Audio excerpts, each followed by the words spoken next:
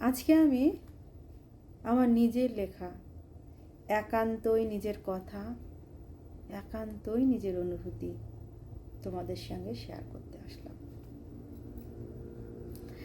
সুখ কোন কোন জায়গায়, এটা নিয়ে আমি অনেক ভেবেছি, অনেক ভেবে দেখলাম সুখ কোথায় কোথায় পাওয়া যায় সেগুলো তোমাদের সঙ্গে শেয়ার করি। তো আমরা স্বামীর সংসারকে সুখ মনে করি, কিন্তু না, স্বামীর সঙ্গে প্রয়োজনের সম্পর্ক, প্রিয়জনের না। স্বামীরা কখনোই প্রয়োজন হতে পারে না। সুখ হলো নাম্বার 1, সন্তানকে বুকে জড়িয়ে ঘুমানোর নাম সুখ।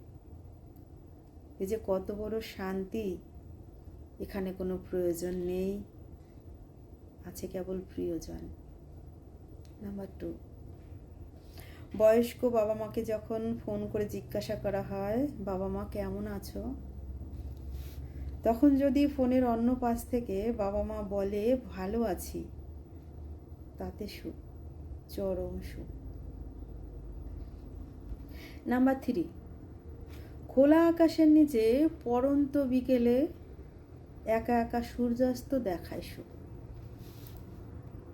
নাম্বার 4, মানসিক বিষাদগ্রস্ত অবস্থায় আকাশের দিকে তাকিয়ে চোখে জল ফেলায় সুখ। নাম্বার 5, সংসারে নিত্য নৈমিত্তিক অশান্তির পর পুরনো দিনের কোনো গান একা একা ঘরে বসে শোনায় সুখ। নাম্বার 6, কষ্টের দিনে পুরনো সুখের স্মৃতিচারণায় সুখ।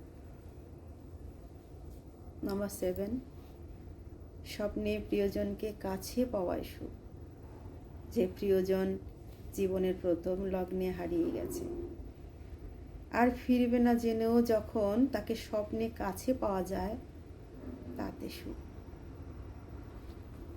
বাস্তব জীবনের সুখ অধরা, তাই পুরনো স্মৃতিচারণাই একমাত্র সুখ।